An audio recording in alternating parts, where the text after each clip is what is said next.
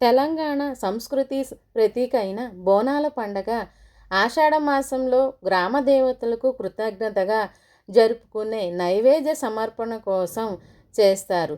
అంటువ్యాధుల నివారణకు అమ్మవారిని కోరుకుంటూ 100 ఏళ్ల కిందట ఈ ఆచారం ప్రారంభమైంది.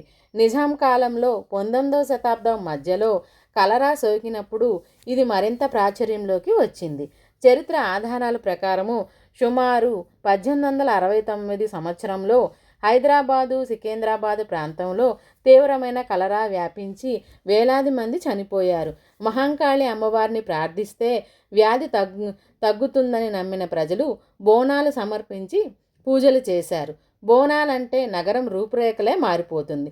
ఇంటి ముందు ముగ్గులు, గుమ్మానికి వేపతోరణాలు, ఆలయంలో గంటనాదం మారుమ్రోగుతాయి. రంగురంగుల చీరలతో, నెత్తిన వెలుగులు చిమ్మే దీపాలతో తలపై బోనం ఎత్తి దేవాలయాలకు బారులు తీరుతారు.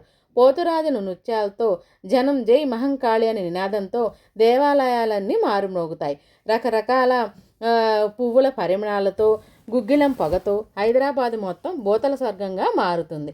ఒకసారి చూసిన వారు జీవితాంతం మర్చిపోలేరు.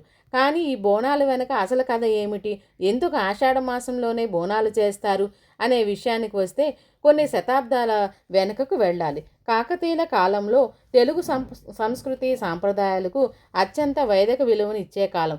ఆ యుగంలో శక్తి ఆరాధనకు మహోన్నతమైన శిఖరాలను దాటింది. ఆ రోజుల్లో గ్రామ దేవతలను కుటుంబం మొత్తం తరతరాలు పాడి పంట వాడి ఆరోగ్యాలు ఆ రోజుల్లో బాగుండాలని గ్రామ దేవతలను తమ ఇలవేల్పుగా కొలిచి కొలుపులు జాతరలు చేసే కాలం. అందుకే ఆ రోజుల్లో ప్రతి వీధి చివర గ్రామ దేవతలైన మైసమ్మ, పోచమ్మ, గండి మైసమ్మ, ముచ్చాలమ్మ అమ్మవార్లు ఉండేవారు. కాకతీయుల కాలంలో ప్రతాపరుద్రుడు గోల్కొండ ప్రాంతంలో జగదాంబిక అమ్మవారికి నిత్య పూజలు ఉత్సవాలు చేసేవాడు. ఆషాఢ మాసంలో ప్రత్యేక పూజలు, అన్న సంతర్పణలు చేసేవారు. ఆ తర్వాత నుంచి ఎంతమంది రాజులు మారినా, రాజ్యాలు మారినా ప్రతి సంవత్సరం ఆషాఢ మాసం ఉత్సవాలు, బోనాలు జరుగుతూనే ఉన్నాయి. బోనాలు మహోత్సవం జనం పోటెత్తటానికి 19వ శతాబ్దంలో జరిగిన ఒక సంఘటన. వేలాది మంది జనాల కన్నీళ్లు, ఒక భక్తుడు మొక్కిన మొక్కు ఈరోజు లక్షలాది మంది జనాలు దర్శించే ఉజ్జయిని మహంకాళి ఆలయ చరిత్రకు నాంది అయిందని స్థానిక చరిత్ర చెప్తుంది. ఆ భక్తుడు ఎవరు, ఆయన చేసిన మొక్కు ఏమిటి, అది ఒక నగర మహోత్సవంగా ఎలా మారింది, అద్భుతమైన కథ విందాం. 19వ శతాబ్దంలో ఆ రోజుల్లో మట్టి గోడలు, ఇరుకైన వీధులు, కోటగోడల మధ్య బతుకుతున్న వేలాది కుటుంబాలు. అయితే ఒకరోజు నగరాన్ని ప్లేగు వ్యాధి చుట్టుముట్టింది. అనేక మందిని విషాదంలో ముంచింది. ఆ రోజుల్లో జనాలకు మందులపై కంటే వేల మందికి అమ్మవారిపైన విశ్వాసం ఉండేది. అలాంటి సమయంలో భాగ్యనగరానికి చెందిన సూరటి అప్పయ్య అనే వ్యక్తి సైనికుడు నగరాన్ని వదిలి మధ్యప్రదేశ్లోని ఉజ్జయిని నగరానికి బయలుదేరాడని చరిత్ర చెబుతుంది. తన స్వస్థలమైన భాగ్యనగరంలో ప్లేగు ప్రబలి అనేక మంది మరణిస్తున్నారని వార్త తెలిసింది. ఆ వార్త విన్న సూరటి అప్పయ్య నేరుగా ఉజ్జయిని అమ్మవారి గుడికి వెళ్ళి, నా భాగ్యనగర ప్రజలను కాపాడితే నేను నీకు ఉత్సవాలు చేస్తానని మధ్యప్రదేశ్లోని ఉజ్జయిని అమ్మవారికి మొక్కుకున్నాడు.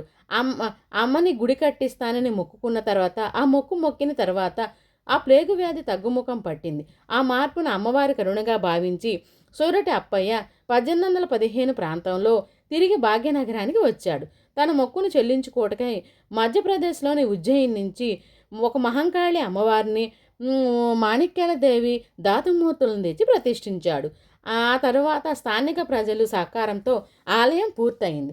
ఆ చిన్న ఆలయమే లక్షలాది మంది భక్తుల ఆలయం అయింది. అది సికింద్రాబాద్ ఉజ్జయిని మహంకాళి దేవాలయం. అందువల్ల ప్రజలు ఆషాఢ మాసంలో బోనాలతో అమ్మవారికి తమ మొక్కులు చెల్లించి తన కుటుంబ సుఖశాంతులతో పిల్లాపాపలతో వర్ధిల్లాలని బోనాలు సమర్పిస్తారు. తెలంగాణలో ఒక సాంప్రదాయం ఉంది. ఆషాఢ మాసంలో అమ్మవారు తన పుట్టింటికి వస్తారని ఆచారం ఉంది. ఇది చారిత్రక సంఘటన కాదు, శతాబ్దాలుగా భక్తుల మనసులో చిగురించిన భక్తి విశ్వాసాలు. ఒక కూతురు పెళ్లి తర్వాత పుట్టింటికి వస్తే తల్లిదండ్రులు ఆమెకు తన ఇష్టమైన పిండి వంటలు చేసి కొత్త బట్టలు ఇస్తారు. అదే ప్రేమ ఆప్యాయతను మన పూర్వీకులు అమ్మవారికి సమర్పించారు. అలాగే భక్తులు కూడా అమ్మవారికి తమ చేతులతో మధుర భోజన పదార్థాలను వడ్డించి ఆమెకి ఇస్తారు. అది వారి ప్రేమ భక్తి విశ్వాసాలకు ప్రతీక.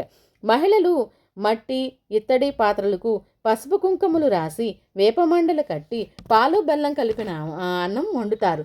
తరువాత ఈ బోనం అనేది రకరకాల ప్రాంతాల్లో రకరకాలుగా ఉంటుంది.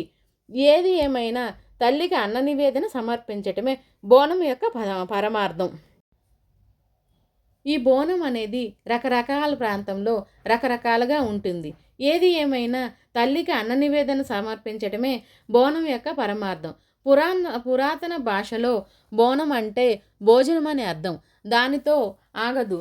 ఆ కుండకు పసుపు కుంకుమలు అద్ది వేపాకు దండలు గుచ్చి అలంకరించి దానిలో బెల్లం అన్నంగా పులగంగా కానీ పెరుగన్నంగా కానీ వేసి పైన ఒక మూత పెట్టి పైన ప్రమిద ఉంచి దీపంతో వెలిగిస్తారు.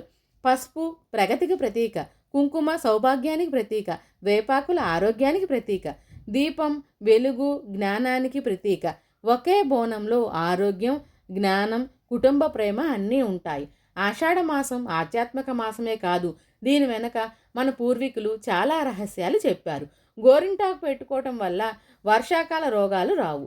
పసుపు అంటువ్యాధులను సోకనీయదు. వేపాకు కలరా మలేరియా వ్యాధులను నశింపచేస్తుంది. ప్రతి ఇంటికి వేపాకు మండలు కట్టడం వల్ల క్రిమి కీటకాలను నాశనం చేస్తుంది. మన భారతీయ సాంప్రదాయంలో వేప చెట్టును కల్పవృక్షంగా చెబుతారు. ఆరోగ్య జాగ్రత్తలు, సమాజ ఐక్యత ఈ బోనాల మహోత్సవంలో దాగి ఉన్నాయి. అందులో పోతురాజు పాత్ర చాలా వరకు ఉంటుంది. ఊరేగింపు మొదలై బోనాలు మోసుకొస్తున్నప్పుడు డప్పుల మోత మోగుతుండగా జనాల మధ్యలో నుంచి పోతురాజు నడక మొదలవుతుంది. వేప మండలకు నడుముకు కట్టుకొని గజ్జెల కాళ్లకు వేసుకొని కొరడాతో భూమి దద్దరిల్లుతున్నట్టు నృత్యం చేస్తారు. పోతురాజు అంటే అమ్మవారి సోదరుడుగా భావిస్తారు. అక్కకి చెల్లెలకి ఊరేగింపులో మన అన్నలు తమ్ముళ్ళు దారి చూపిస్తున్నట్లు అమ్మవారికి సోదరుడు పోతురాజు అమ్మవారిగా అమ్మవారికి దారి చూపిస్తూ ముందుకు కదులుతారు. వేలాది మందిని డప్పుల మోత ఒకే దారిలో నడిపిస్తుంది. ఆ రోజు వేల మంది భక్తులు రంగం కోసం ఎదురు చూస్తారు. తెలంగాణ సాంప్రదాయంలో అమ్మవారు రంగం అంటే తెలంగాణ సాంప్రదాయంలో అమ్మవారు ఏదో ఒక మహిళపై పూని భవిష్యత్తు చెబుతుందని వివరిస్తారు. అంటే ఈ సంవత్సరం ఎలా ఉండబోతుంది, పాడి పంటలు, వర్షము, ప్రజల సంక్షేమము అన్నమాట. దీన్ని రంగం అంటారు. ఈ సాంప్రదాయం శతాబ్దాలుగా కొనసాగుతుంది. తర్వాత ఆలయ పూజారి పసుపు బట్టలతో ఆలయం లోపల నుంచి ఒక పెద్ద రాగి కలశాన్ని మోసుకొని భక్తుల ముందుకి బయటికి వస్తారు. దీన్నే ఘటం అంటారు. ఘటం అంటే రాగి కలశం మాత్రమే కాదు, భక్తుల విశ్వాసం. ఘటం బయటికి వచ్చాక డప్పుల మోత గట్టిగా మ్రోగుతుంది. వేలాది మంది భక్తులు చేతులు జోడించి ఆ ఘటానికి మొక్కుతారు. జై మహంకాళి, జై ఉజ్జయిని మహంకాళి అని మొక్కుతారు.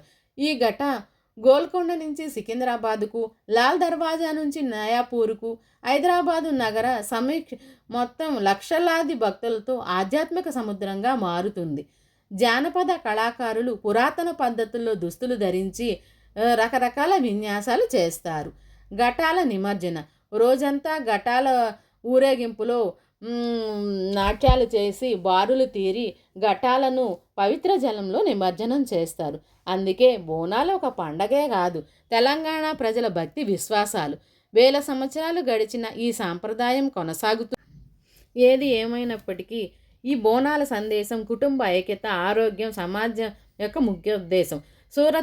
సూరటి అప్పయ్య గారు ఏర్పాటు చేసిన ఈ బోనాల ప్రాముఖ్యత దశాబ్దాలు గడిచిన చరిత్ర పురోగతి సాధిస్తూనే ఉంది.